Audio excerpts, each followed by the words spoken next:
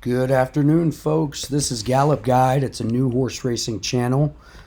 I hope you will be a part of it. Would love for you to subscribe, like, comment, all that stuff.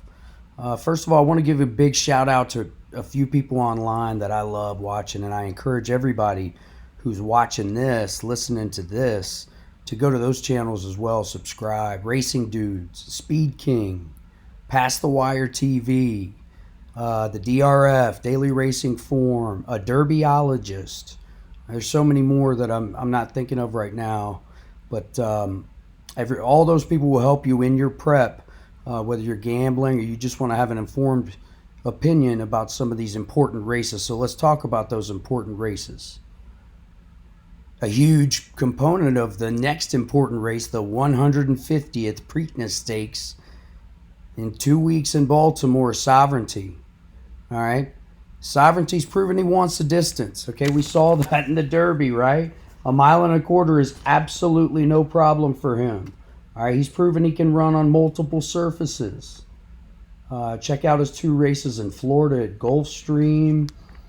What really tipped the scales for me was Sovereignty, with my win bet for the Derby, was go back and watch his grade 3 win at Churchill Downs just before October in the street sense. I'm sure you can find it on YouTube. Watch how easily he just annihilates the field, coming from the back, tips out wide, and he still had plenty left in the tank. Alvarado had to gear him down. Okay, it's not like he was beating horses that I would buy over at the local farm for $300. Right? You had Tistastic in that field. Sandman was there.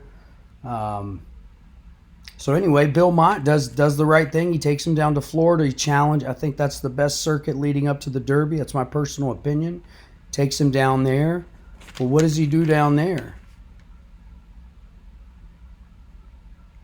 Guns down River Thames off the bench on a surface he doesn't even like, folks.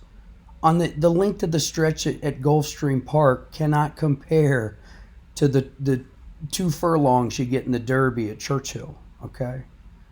So this horse, you could tell he wanted the distance and he could handle a surface. Now, you watch the Florida Derby, I understand it's Tappan Street. He's an outstanding colt. I hope he makes a full recovery and is able to either have a great racing career, possibly a stallion.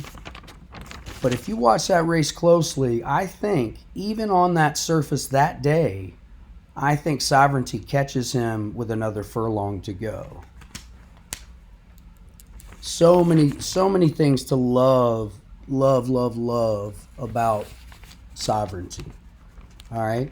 He looked at a horse in the eye. He not only looked a horse in the eye, he looked who's arguably, if not the best, right up there, top 2 or 3 horses in the entire country in journalism, looked him in the eye and just bounced right off of him and slowly pulled. I'm not going to say he pulled away, he won by a length and a half, but he came from behind and beat journalism, who had no excuses that day other than the main excuse that every other horse in the field had. So that right there tells you something. In the slop, that's what Sovereignty was able to do. Now, what are we thinking about for 2 weeks? Here's what I love about Bill Mott. They're going to do right by the horse. Okay, he had a little 4-inch abrasion. He clicked heels with another horse in the Derby. Supposedly everything's okay. Checks out great otherwise as of the Monday after the Derby when I'm filming this. But we'll see. My gut says he does not run. My gut says 2 weeks is just too quick. The Derby takes so much out of any horse. And let's just pause for a second, okay? Can you imagine either owning or training a horse that had a chance to compete, to continue their run to possibly win a Triple Crown, and holding them out? But that's where horse racing is today. And honestly, folks, I think that's one of the great things about horse racing today. It's all about the horses first. Do I want to see the horse in the race? Absolutely. Absolutely. I think rested, he is the best horse in the country. That's my opinion. But if he's not at full strength and it's not going to be best for him to run in the Preakness, I don't want to see it. Just don't want to see that. So why are we talking about CALDERA? Who's CALDERA? Well, you see the coach there, Dwayne Lucas. we all know the stats, right? 4 Derbies, 7 Preakness, 4 Belmonts. He won this same race last year with a beautiful gray. He seized the day with Seize the Gray. No, I didn't plan that. But he did. And you know what I love about it too? It's by the My Racehorse Ownership Group, which you can have, people deep into horse racing can have their opinions about fractional ownership. But I'll say this, in full transparency, a really good buddy of mine and myself own like 1/1 millionth of CALDERA, okay? It's not the reason I love horse racing, but it certainly excites you. And I think there are thousands upon thousands, maybe hundreds of thousands of people around the country that were introduced to horse ownership that way. And what we need in our sport right now, more than anything, we need eyes on the racing, and we need more money involved. And that's exactly what this horse brings.